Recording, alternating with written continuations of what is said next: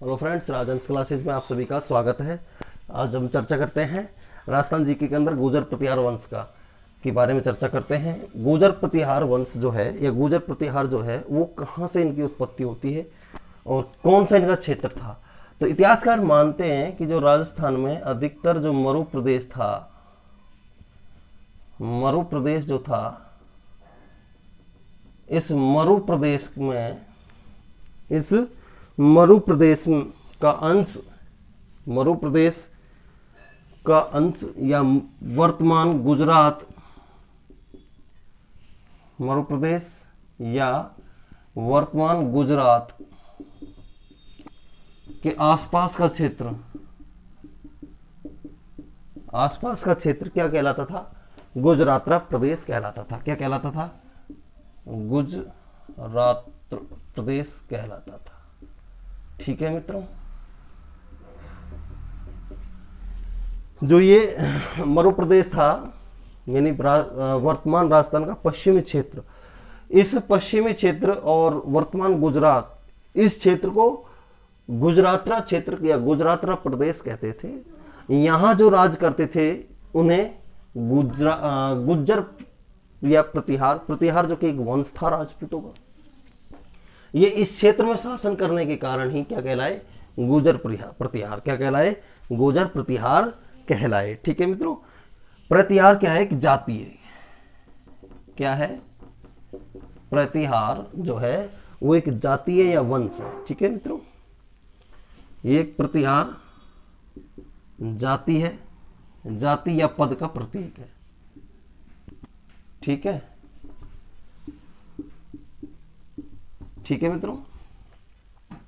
तो प्रतिहार ने इन क्षेत्र पर शासन किया, इसलिए इनको, इस क्षेत्र को, ये गुर्जर प्रतिहारों को गुर्जर प्रतिहार कहा जाता है। ठीक है मित्रों, प्रतिहार का शाब्दिक अर्थ, जो ये प्रतिहार शब्द है, इस प्रतिहार शब्द का शाब्दिक अर्थ है, या प्रतिहार शब्द का मतलब है, अर्थ है द्वारपाल। क्या है? द्वारपाल। क्यों ऐसा क्यों है, क्यों कहा जाता है? क्योंकि प्रतिहार वंश जो था या प्रतिहार वंश के जो शासक थे, ये अपने आप को भगवान श्री राम के छोटे भाई लक्ष्मण, जो उनके साथ वन में गए, और पौराणिक कथाओं की अगर माने तो उन्हें भगवान श्री राम के छोटे भाई लक्ष्मण को शेषनाग का अवतार माना जाता है। और ये जो प्रतिहार वंश के जो लोग हैं, ये अपने आप को भगवान श्री राम के छोटे भाई लक्ष्मण का वंशज मानते थे। और जो लक्ष्मण था वो भगवान श्री राम की सेवा में हमेशा तत्पर था। आपको भी विदित है कि उन्होंने 14 वर्ष तक भगवान श्री राम के साथ साथ वनवास काटा था, जबकि वनवास मिला था भगवान श्री राम को। तो इसलिए इसका अर्थ है प्रतिहार शब्द का द्वारपाल। क्या है? द्वारपाल से लिया गया है। ठीक है मित्रों, तो प्रतिहार शब्द जो है, इसके आधार पर अगर हम माने प्रतिहार वंश, जो प्रतिहार शासन जो था, ये जो लोग गुजरात प्रदेश के आसपास जो शासन करते थे, इसके कारण इनकी माने तो प्रतिहार शासक, मैं आपको पहले ही बता चुका हूं कि ये शासक जो थे, प्रतिहार शासक, इस गुजरात क्षेत्र में, गुजरात क्षेत्र के, गुजरात प्रदेश में शासन करने के कारण, या में के प्रदेश के शासक होने के कारण क्या कहलाए? होने के कारण गुर्जर प्रतिहार कहलाए। ठीक है, गुर्जर प्रतिहार कहलाए। ठीक है मित्रों, किसके कारण? गुजरात प्रदेश के शासक होने के कारण ये गुर्जर प्रतिहार कहलाए। 6वीं शताब्दी से 10वीं शताब्दी तक इनका शासन था। इनका शासन मुख्यतः, इनका जो शासन था 6वीं शताब्दी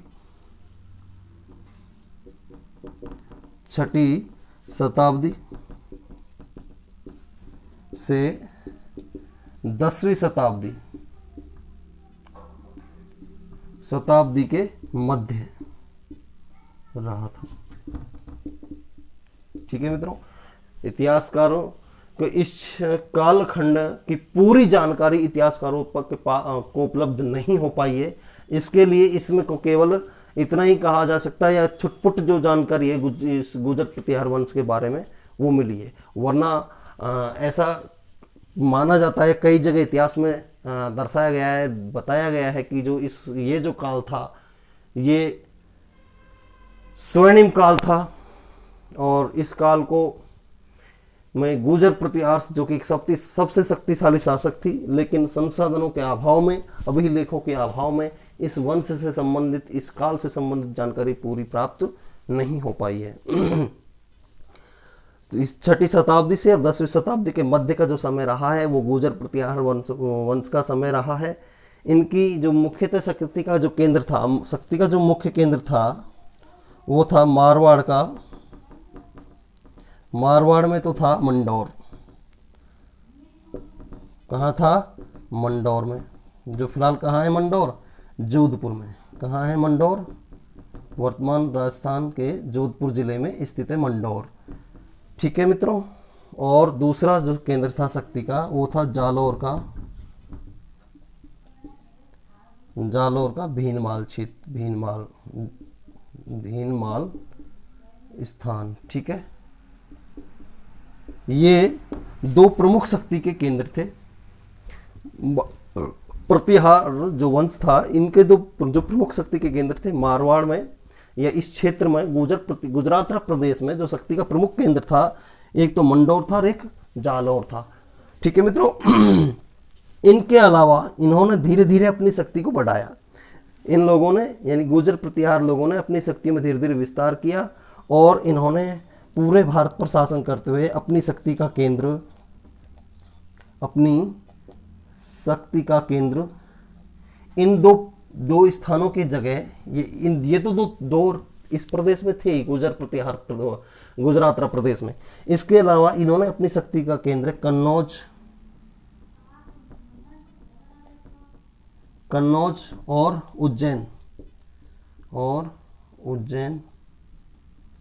उज्जैन को भी बनाया। उज्जैन को भी शक्ति का केंद्र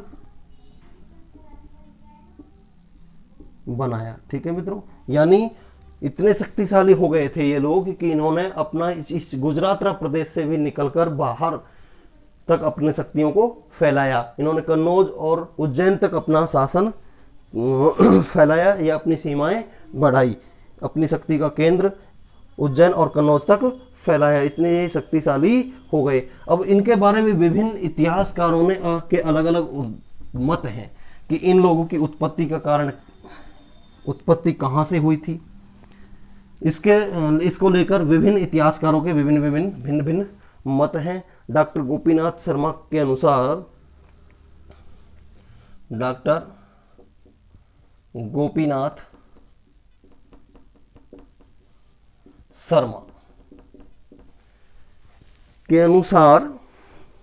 गोपीनाथ शर्मा के अनुसार उस समय राजस्थान का कोई, जब गुर्जर प्रतिहार वंश का जब शासन था राजस्थान में, इस गुजरात क्षेत्र में, उस समय राजस्थान का कोई नामो निशान नहीं था, यानी राजस्थान का कोई नाम नहीं था। ठीक है, उस समय, क्योंकि इस क्षेत्र को किस नाम से जाना जाता था, यानी 6वीं शताब्दी से, है ना, 6वीं शताब्दी से और 10वीं शताब्दी तक। ठीक है मित्रों, इस कालखंड में राजस्थान को इस नाम से या राजपुताना के नाम से नहीं जाना जाता था।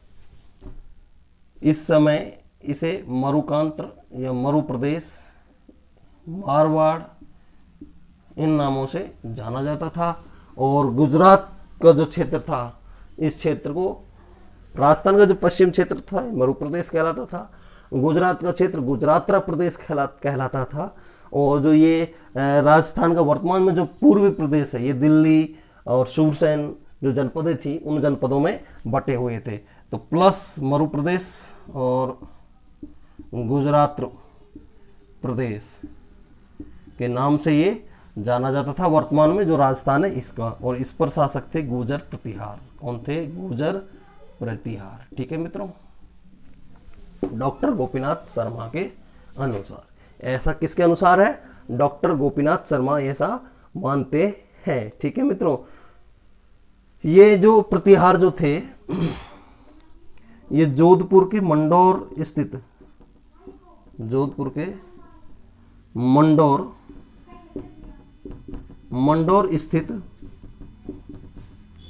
जो मंडौर में जो चामुंडा माता का मंदिर है, चामुंडा माता का मंदिर है, उस मंदिर या उस चामुंडा माता को अपनी कुलदेवी मानते हैं। ठीक है मित्रों, प्रतिहारों की कुलदेवी है चामुंडा माता। कौन सी है? चामुंडा माता इन प्रतिहारों की कुलदेवी है, जो कहाँ है? जोधपुर के मंडौर में। तो मंडौर जो थी इन प्रतिहारों की वो राजधानी थी। क्या थी? राजधानी थी। कौन से प्रदेश की? गुजरात प्रदेश की। इसके बाद इन्होंने अपनी शक्ति को बढ़ाया तो कन्नौज को भी अपनी राजधानी बनाया। किसको? कन्नौज को। तो ये जो गुर्जर प्रतिहार जो थे इनकी जो कुलदेवी है वो किसको माना गया है? इनको मानते थे ये चामुंडा माता को। किसको मानते थे? चामुंडा माता को मानते थे। ठीक है, चीनी यात्री आए थे एक हैनसांग, एक चीनी यात्री आए थे हैनसांग। कौन आए थे? हैनसांग। ठीक है,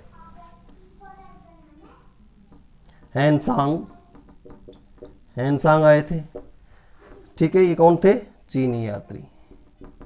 ठीक है, कौन थे? चीनी यात्री थे। इन्होंने अपनी एक पुस्तक लिखी इस यात्रा के दौरान, पूरी यात्रा के दौरान CU और CU की, ये क्या है? हैनसांग की पुस्तक है। क्या है ये? पुस्तक है। ठीक है मित्रों, जो हैनसांग था ये चीनी यात्री था। ये राजस्थान भारत के अपनी एक यात्रा पर आया और यात्रा उस पूरी यात्रा में क्या क्या इसने देखा, क्या क्या जो पूरी यात्रा का विवरण था वो विवरण इसने अपनी पुस्तक CU की में लिखा। और इस CU की जो पुस्तक थी, इस पुस्तक में इसने इन प्रतिहारों के लिए इन प्रतिहारों के लिए कुचेलो शब्द का प्रयोग किया है। कौन से शब्द का प्रयोग किया था?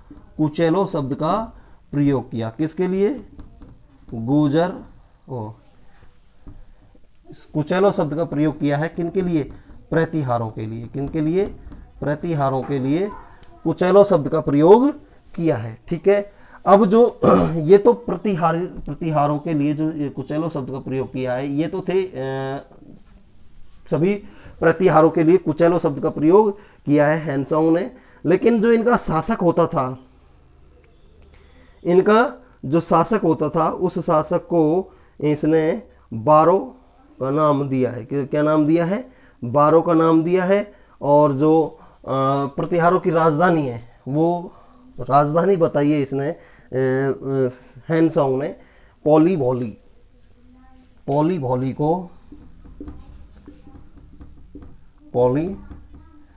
यानी भीनमाल को। किसको? भीनमाल को इसको इसी प्रतिहारों की राजधानी बताया है। कई इतिहासकार मंडौर को इनकी राजधानी प्रतिहारों की राजधानी बताते हैं। मंडौर के पास ही स्थित एक प्रतिहार शासक थे बाला परिहार या प्रतिहार, जिसने वहाँ बालासमंद झील का निर्माण कराया है। कहाँ? मंडौर में। तो वहाँ कुछ इतिहासकार मानते हैं कि जोधपुर में मंडौर को प्रतिहारों की राजधानी माना है। ठीक है मित्रों, इसके बाद अब हम देखते हैं कि गुर्जर प्रतिहारों की उत्पत्ति के बारे में इतिहासकारों की क्या राय है या क्या मानते हैं। प्रतिहारों की उत्पत्ति,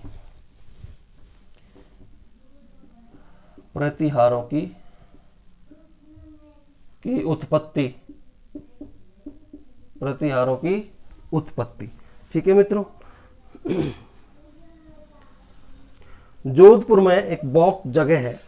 जोधपुर में बौक एक जगह है, जोधपुर। ठीक है मित्रों, वहां एक शिलालेख प्राप्त हुआ है। क्या प्राप्त हुआ है? शिलालेख। ठीक है। बौक शिलालेख के अनुसार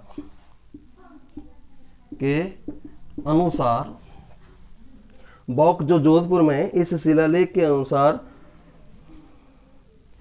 6ठी शताब्दी से के मध्य से था। इस शिलालेख के अनुसार इनका शासन, प्रतिहारों का शासन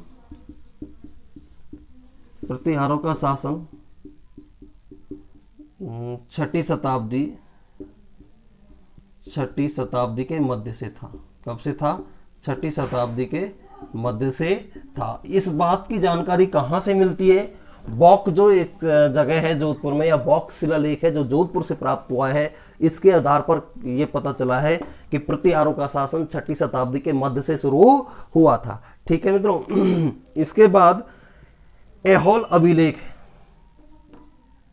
ऐहोल अभिलेख,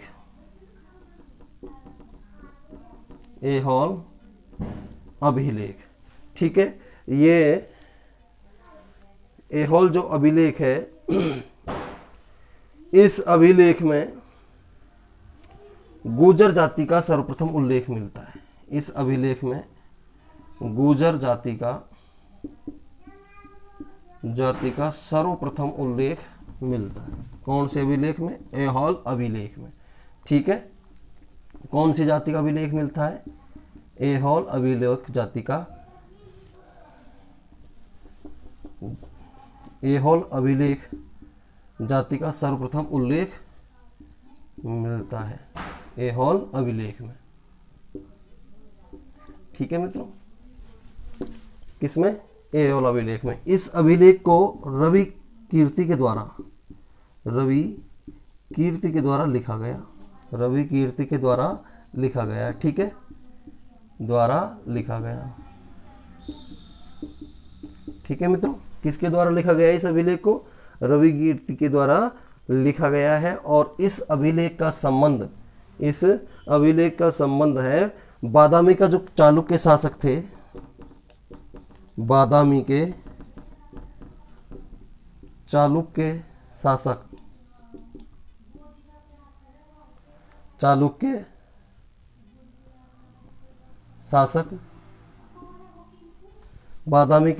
चालुक्य शासक थे नरेश पुलकेशिन द्वितीय से। इस अभिलेख का शासक चालुक्य शासक पुलकेशिन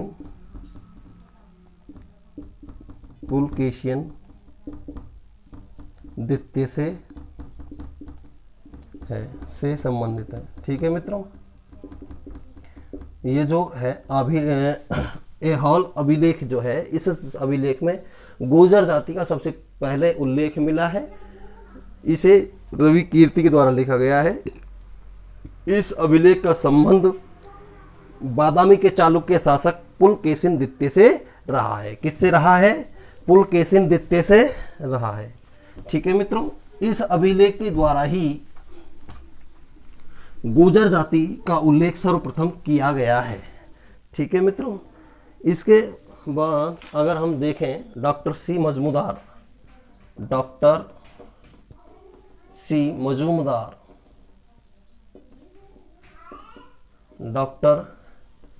मजूमदार के अनुसार प्रतिहार शब्द का उपयोग, मजूमदार के अनुसार प्रतिहार शब्द का उपयोग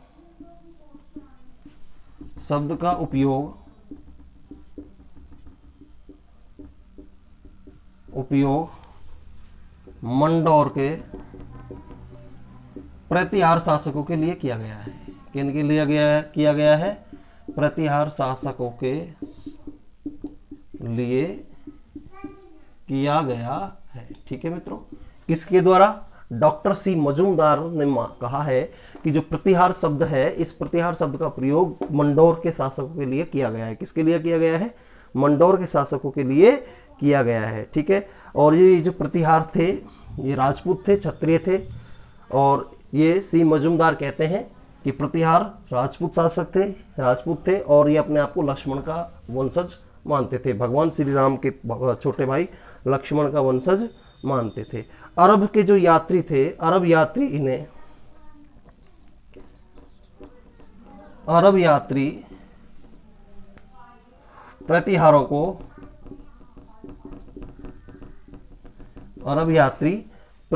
को जुर्ज भी कहते थे। क्या कहते थे?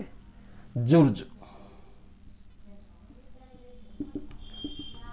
कहते थे। ठीक है, कौन?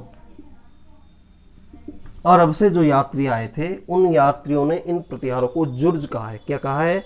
जुर्ज कहा है। ठीक है, अब इन जो अरब यात्री थे इनमें से एक यात्री था अल मसूदी। कौन था? अल मसूदी। एक यात्री था अल मसूदी। इस अल मसूदी ने प्रतिहारों को अलगुजर, इस चीनी जो अरब यात्री थे इन अरब यात्रियों ने प्रतिहारों को जुर्ज कहा है। अब इन अरब यात्रियों में से ही एक शासक एक यात्री थे अल मसूदी। इस अल मसूदी ने प्रतिहारों को क्या कहा है? अलगुजर। क्या कहा है? अलगुजर कहा है। प्रतिहारों को अलगुजर कहा है।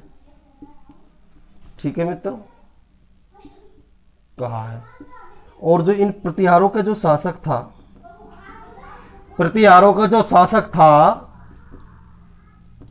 इन शासक को, प्रतिहारों के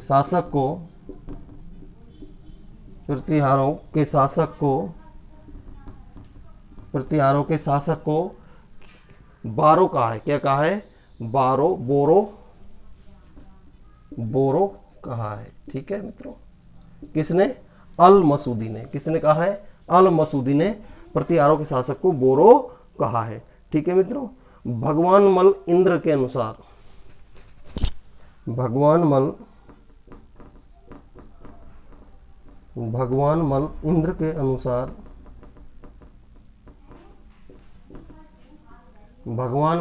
के अनुसार प्रतिहार गुजरात क्षेत्र में रहने के कारण गुर्जर कहलाए।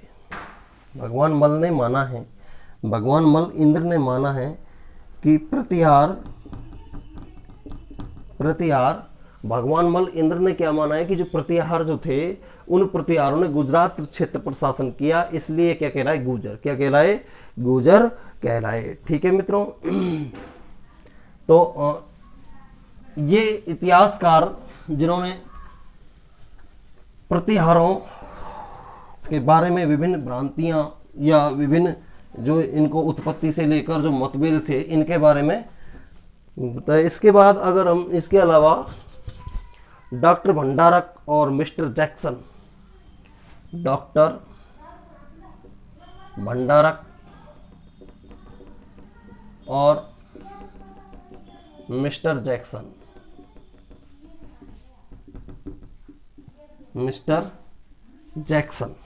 भंडारक और मिस्टर जैक्सन ने प्रतिहारों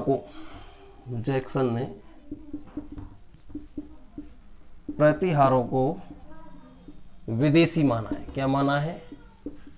विदेशी माना है।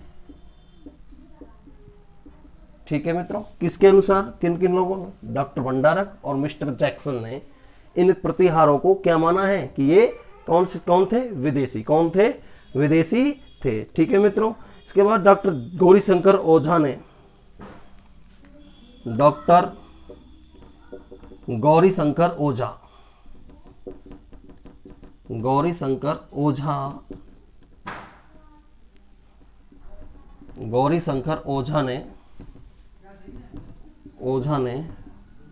प्रतिहारों को क्षत्रिय माना है। क्या माना है? क्षत्रिय। किनको? इन प्रतिहारों को। किसने? डॉक्टर गौरीशंकर ओझा ने, JS ओझा ने इन्हें क्षत्रिय माना है। ठीक है, जॉर्ज कैंडी ने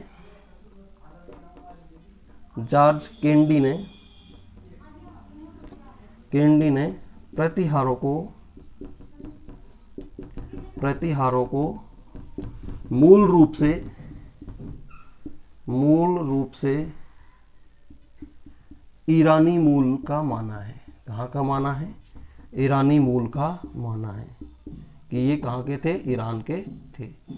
कौन? प्रतिहार। ऐसा कौन मानता है? George candy. कौन मानता है? George candy. कनिंघम ने प्रतिहारों को कुषाणवंशी माना है।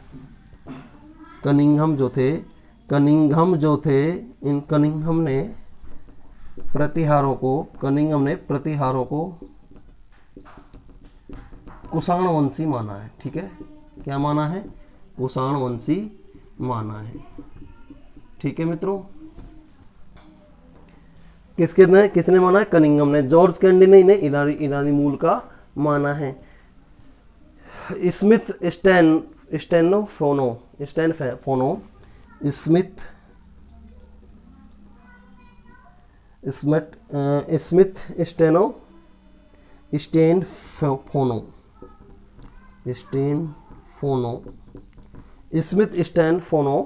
के अनुसार,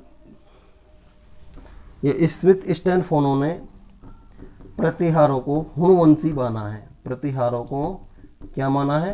हुणवंशी। क्या माना है? हुणवंशी। किसने माना है? स्टैनफोनो ने ये प्रतिहारों को हुणवंशी माना है। ठीक है मित्रों, प्रतिहारों की उत्पत्ति श्रीमाल और अनमाल, श्रीमाल तथा भीनमाल क्षेत्र में मानी जाती है। प्रतिहारों की जो उत्पत्ति है या उत्पत्ति का केंद्र श्रीमाल और भीनमाल के क्षेत्र को माना जाता है। यानी जालौर के क्षेत्र को इन प्रतिहारों की उत्पत्ति का क्षेत्र माना जाता है। ठीक है मित्रों, अब ये थे विभिन्न मत इतिहासकारों का जो प्रतिहार वंशों के बारे में थे, जिनमें से कुछ इतिहासकार इन्हें कुषाणवंशी, कुछ हुणवंशी, कुछ क्षत्रिय और कुछ विदेशी मानते हैं। इनकी 3 शाखाएं थी। प्रतिहारों की 3 शाखा थी, या प्रतिहार वंश की 3 शाखाएं थी। प्रतिहार वंश की 3 शाखा थी। ठीक है मित्रों, जिनमें से पहली तो शाखा क्या थी? पहली जो शाखा थी वो मंडोर शाखा थी। कौन सी थी? मंडोर शाखा। ठीक है मित्रों, दूसरी जो शाखा थी भीनमाल की शाखा। भीनमाल की शाखा। ठीक है मित्रों, और तीसरी शाखा थी कन्नौज की शाखा। तीसरी शाखा कौन सी थी? कन्नौज की शाखा। ठीक है मित्रों, मंडोर की शाखा, प्रतिहारों की 3 शाखा थी, मंडोर की शाखा, भीनमाल की शाखा और कन्नौज की शाखा। तो ये 3 शाखाएं प्रतिहारों की 3 शाखाएं थी प्रतिहार वंश की। प्रतिहार गुजरात क्षेत्र के शासक थे, इसलिए इनको गुजर प्रतिहार कहा जाता है। कुछ इतिहासकार इन्हें कुछ इतिहासकारों की मानना है कि ये विदेशी थे, विदेश से आए, जैसे भंडारक और मिस्टर जैक्सन मानते हैं। कुछ इन्हें क्षत्रिय, कुछ इन्हें ईरानी मूल के। तो इस तरह इनकी अनेक भ्रांतियां थी। अब अगली वीडियो में हम मंडोर शाखा के बारे में अध्ययन करेंगे। अगर ये वीडियो आपको पसंद आई हो तो इसे लाइक करें, शेयर करें और सब्सक्राइब करें। धन्यवाद देता हूँ।